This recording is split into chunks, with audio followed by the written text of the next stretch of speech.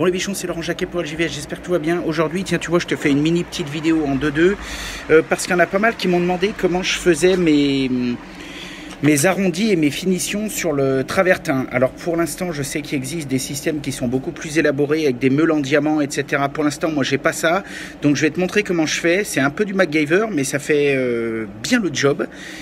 Et voilà, en sachant que je suis en train de regarder des solutions qui seraient peut-être un peu plus sérieuses, mais bon, ça pour l'instant ça me va pas mal, ça me coûte pas trop cher et ça va pas mal. Ça prend un peu de temps, mais voilà.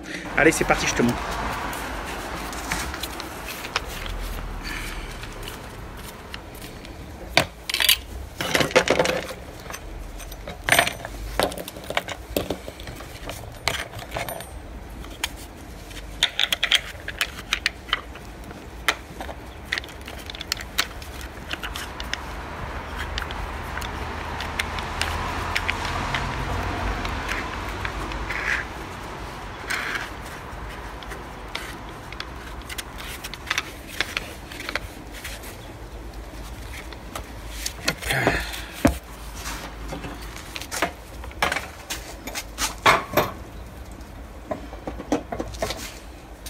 Bon, première étape, le lapidaire. Avec ça, je vais dégrossir.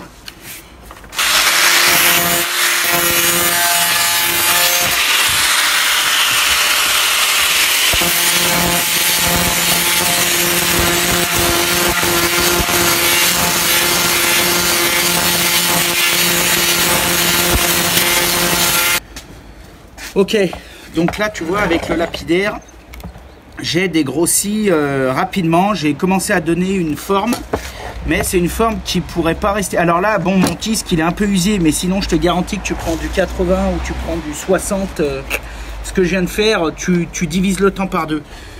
Donc là, ça c'est nickel, en sachant que voilà, là c'est vraiment dans sa forme brute et que maintenant il va falloir passer à une deuxième étape de dégrossissage.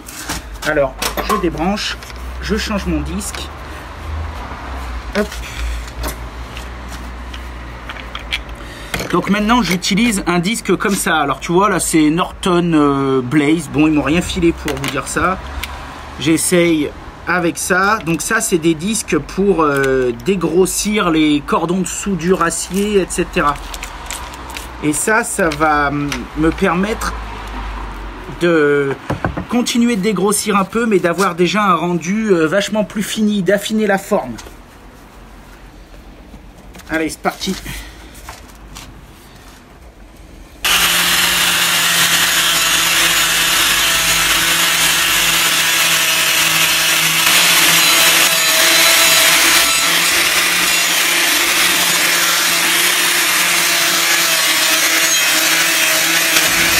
Ok les bichons, donc là tu vois avec ce disque, eh ben, on constate déjà que là mes arêtes elles sont déjà vachement mieux. Hein, tu vois, là on a quand même déjà un arrondi qui est cool, c'est pas mal. Et là maintenant ce qu'on va faire, c'est que je vais utiliser ce disque. Donc pareil, en fait j'ai fait des essais, hein. Donc pareil, c'est toujours Norton qui fait ça. Et avec lui, tu vas voir, je vais polir et ça va me donner comme un brillant sur mes arêtes.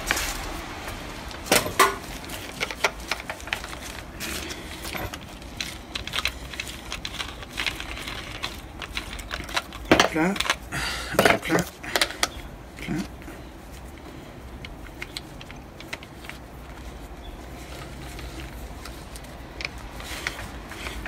Hop là. Je rebranche.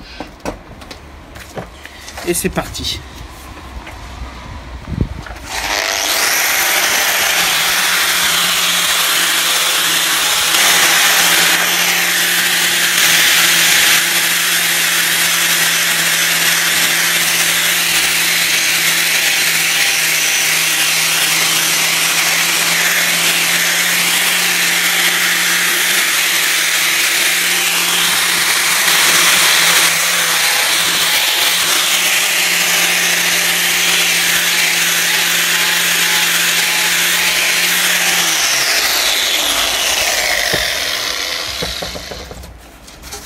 Donc là, à la fin, comme tu peux le constater, c'est plus du tout pareil, puisque là, on a carrément l'impression que ça a été fait d'usine, quoi.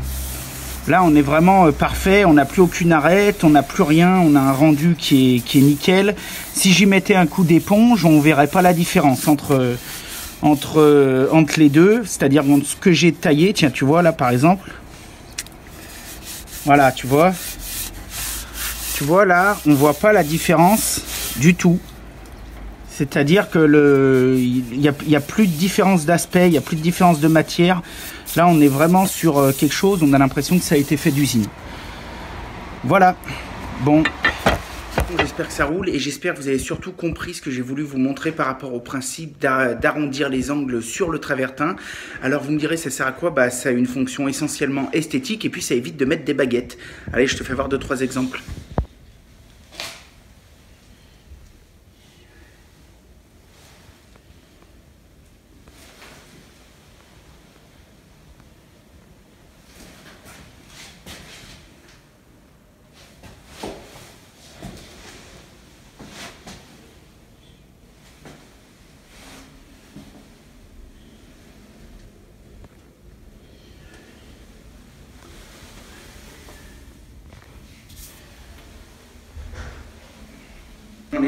J'en ai déjà parlé pas mal de cette petite salle d'eau, mais bon, je voulais te montrer un petit peu ce qu'on pouvait faire, comme ça tu vois c'est cool, ça évite de mettre des baguettes, alu ou plastique de partout, et puis ça donne un petit style, ça fait ressortir un petit peu le côté de la pierre.